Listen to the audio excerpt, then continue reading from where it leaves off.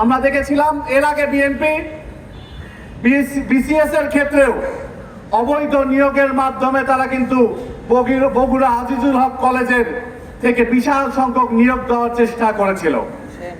আমরা দেখতে পাচ্ছি নতুন করে তারা বাংলাদেশের প্রত্যেকটি প্রান্তরে তারা তাদের যে দলীয় নেতাকর্মী তাদেরকে ক্ষমতায়ন করে তাদেরকে ম্যানেজিং কমিটিগুলোতে বসিয়ে তাদের স্বজনপ্রীতির সুযোগ দিচ্ছে, আর্থিক লেনদেনের সুযোগ দিচ্ছে, তাদেরকে অবৈধ ক্ষমতা প্রয়োগের এখানে সুযোগ করে দিচ্ছে। আমরা স্পষ্ট করে বলতে চাই, যেভাবে শেখ হাসিনা সরকার বিসিএস এর কোটাকে নিয়ে আসার কারণে সারা বাংলাদেশের তরুণ সমাজকে বঞ্চিত করার চেষ্টা করেছিল, তারা এই বাংলাদেশে টিকে থাকতে পারে নাই।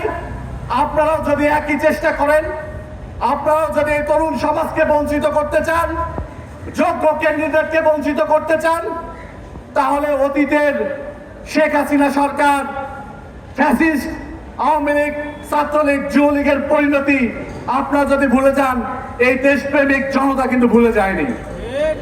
সুতরাং আমরা বিশ্বাস করি এখনো সময় আছে, আপনারা সঠিক পথে ফিরে আসুন। দেশ বিরোধী, জনগণের ম্যান্ডেট বিরোধী কোনো চক্রান্ত, কোনো সিদ্ধান্ত আপনারা নেবেন না। জুলাইয়ের পরে ছাত্র সমাজ তারা চেয়েছিল একটি সুন্দর